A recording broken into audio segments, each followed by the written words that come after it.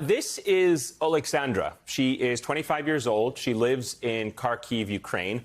And today she actually spoke to the BBC about her mother. Her mother actually lives in Moscow, Russia. And she was telling the BBC that her own mother did not believe her when she said that her city in Kharkiv, Ukraine, was being shelled by Russian forces.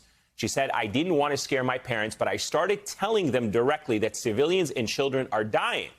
And her parents, to her surprise, responded by saying that the Russian army would never target civilians, that it's Ukrainians who are killing their own people. And to her shock, Alexandra says that her mother just repeated the narrative of what she heard on Russian state TV. Russian state media, of course, has sought to obscure the reality of what is happening in Ukraine. There are no reports of missiles hitting residential districts. There is no coverage of Russian casualties or the ongoing protests that are taking place inside of Russia. In fact, yesterday, Russia's last independent radio station, Echo Moscow, was shut down, and Russia's last independent TV station, TV Rain, broadcast its final news update. And this morning, Russia blocked the sites of Russian-language Western media like Radio Free Europe, Voice of America, Deutsche Welle, and, of course, the BBC. All while the audience for the BBC's Russian-language news site alone reached 10.7 million people last week alone, more than triple its usual average.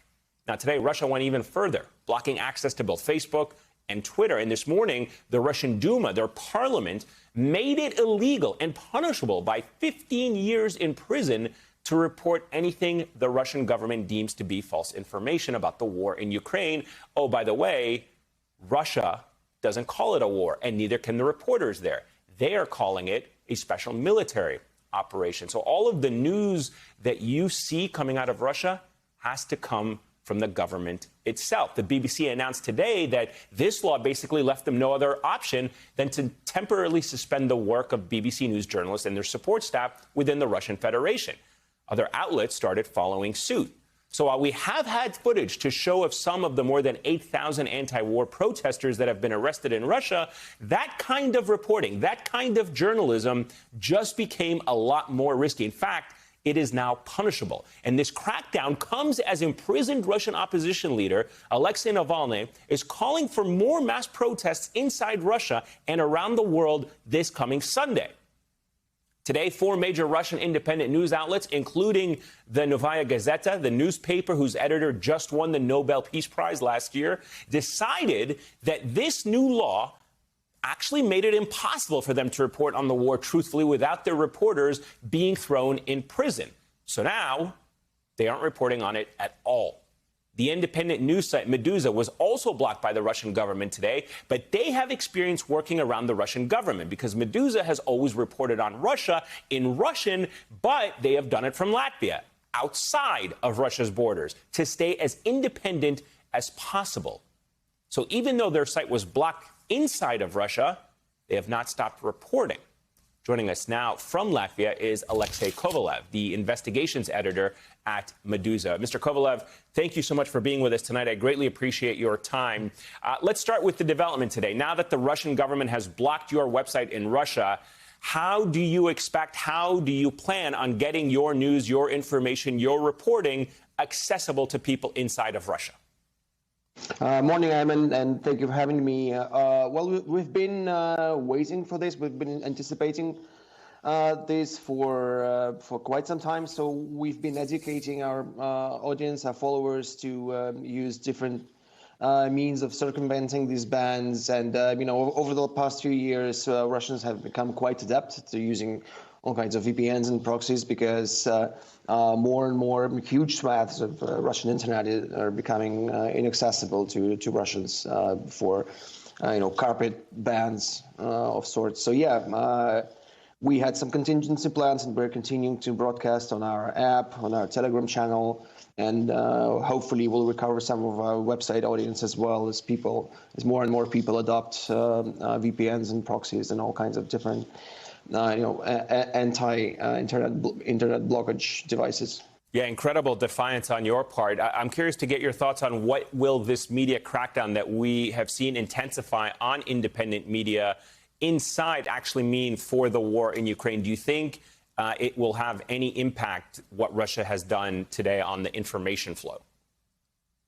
Well, it's crucial that the Russian public understands what's going on, and this is this is the motivation behind such unprecedented assault on the media in the country. I don't think it has any precedent in Russia's history, even in the Soviet times.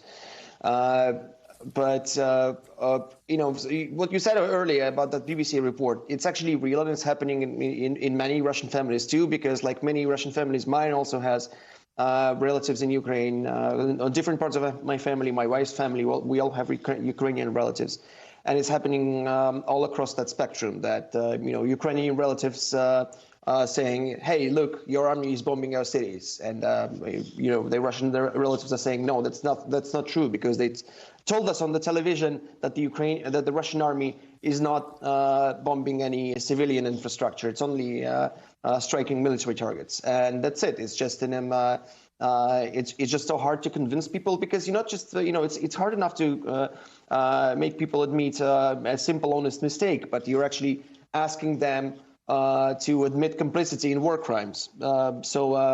Which their television, which is on for most of the time in most Russian households, has been telling them nonstop that it's simply not happening, that it couldn't be happening just right. because.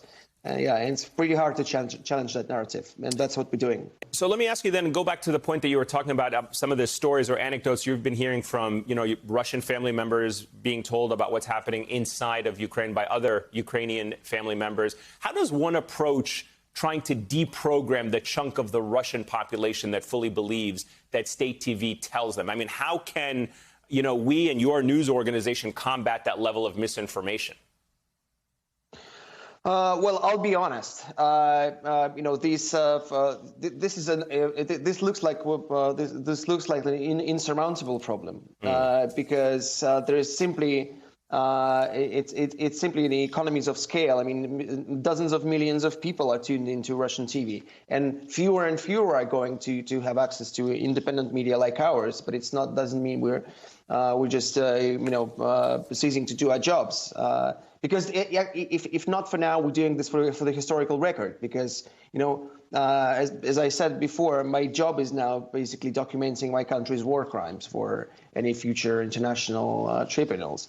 So yeah, we're doing as much as we can to convince people, to educate people about what's going on now. And I think we've made some progress, because people are now sharing links to Meduza and other few remaining independent video news websites in Russia, you know, like secret pamphlets, because right. What we have now is as close as we get to martial law, with all the civil liberties and you know, free press suspended. Yeah, the information space in Russia continues to shrink by the day. Alexei Kovalev, sir, thank you so much to you and your entire staff. You are the investigations editor at the Russian language news site Meduza. Greatly appreciate the work all of you are doing. Thank you for your time tonight. This past week, Rachel and our team here have been periodically checking in on a man named